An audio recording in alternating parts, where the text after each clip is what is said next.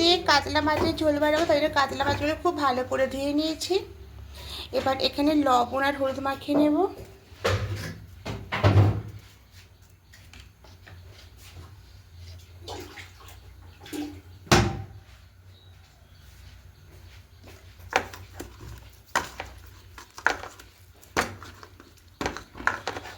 এইভাবে করে লবণ হলুদ মাখিয়ে রেখে দেবো।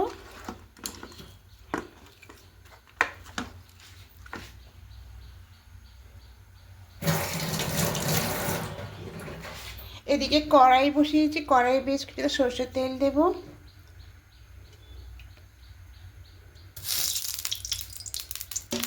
গরম হয়ে গেছে, মাছগুলো একে একে ছেড়ে দেব।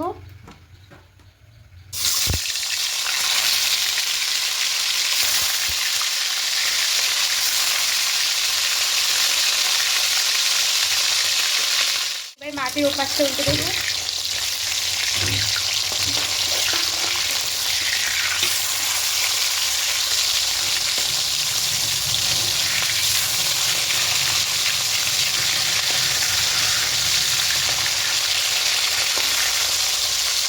লাল করে ভাজা হয়ে গেছে, তুলে নেব। ঠিক এরকমই লাল করে ভাজতে হবে। বাকি মাছগুলো দিয়ে দেবো।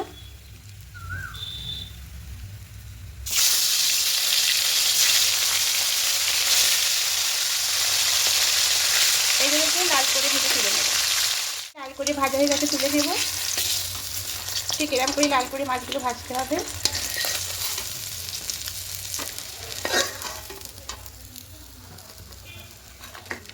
দেখুন মাছগুলো সব ভাজা হয়ে গেছে।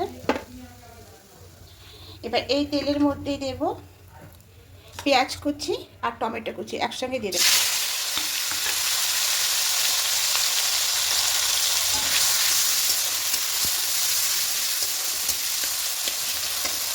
টমেটো পেঁয়াজটা একটু হালকা করে ভাজা হয়ে গেছে।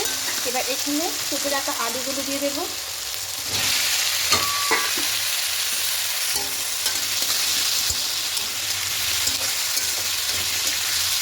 এবার আলুগুলো দিয়ে একটু হালকা করে ভেজে নেব।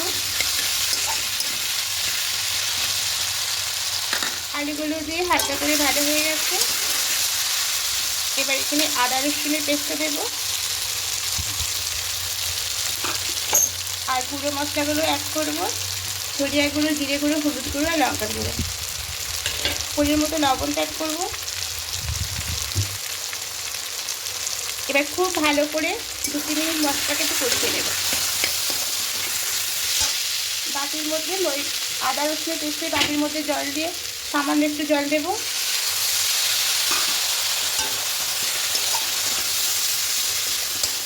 এবার খুব ভালো করে মশলাগুলো দিয়ে আলুর সঙ্গে কষিয়ে নেব। ভালো করে কষিয়ে নিয়েছি, দেখুন মশলা খুব শুকনো হয়ে গেছে। এবার এখানে জলটা অ্যাড করবো।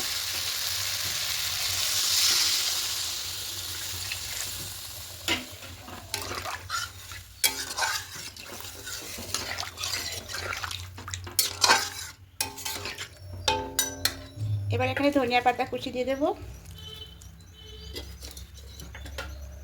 ঢাকা দিয়ে দেবো। ঢাকা দিয়ে ঝোলটাকে ফুটতে দেবো আর আলুগুলোকে একটু হাফ সেদ্ধ করে নেব।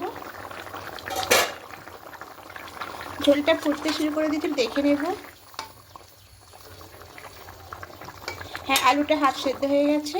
এবার এই সময় এখানে মাছগুলো ছেড়ে দেব।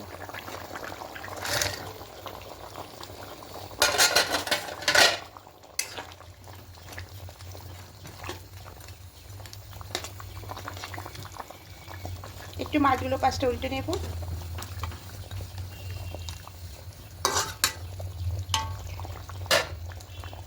আবারও ঢাকা দিয়ে কিছুক্ষণ রেখে দেব। এবার ঢাকাটা খুলে নেব। হ্যাঁ, আলুগুলো একদম সেদ্ধ হয়ে গেছে আর ঝোলটা অনেকটা কমে এসেছে। ঠিক এই সময় গ্যাসটা অফ করে দেব আর নামানোর আগে একটু গরম মশলা পাউডার দিয়ে নামিয়ে নেব। তা আলু দিয়ে কাতলা মাছের ঝোলটা একদম রেডি। আর বন্ধুরা, যদি আমার রেসিপিগুলো আপনাদের ভালো লেগে থাকে অবশ্যই কমেন্টে জানাবেন। আপনাদের কমেন্ট পেলে ভীষণ ভালো লাগে, রান্না করতে উৎসাহ জাগে। আর একটা লাইক করে দেবেন। আর যারা নতুন বন্ধুরা দেখছেন এখনও পর্যন্ত সাবস্ক্রাইব করেননি তাদের কাছে অনুরোধ রইল সাবস্ক্রাইব করে পাশে থাকার জন্য। আমিও আপনাদের পাশে থাকবো। আজকের মতো টাটা।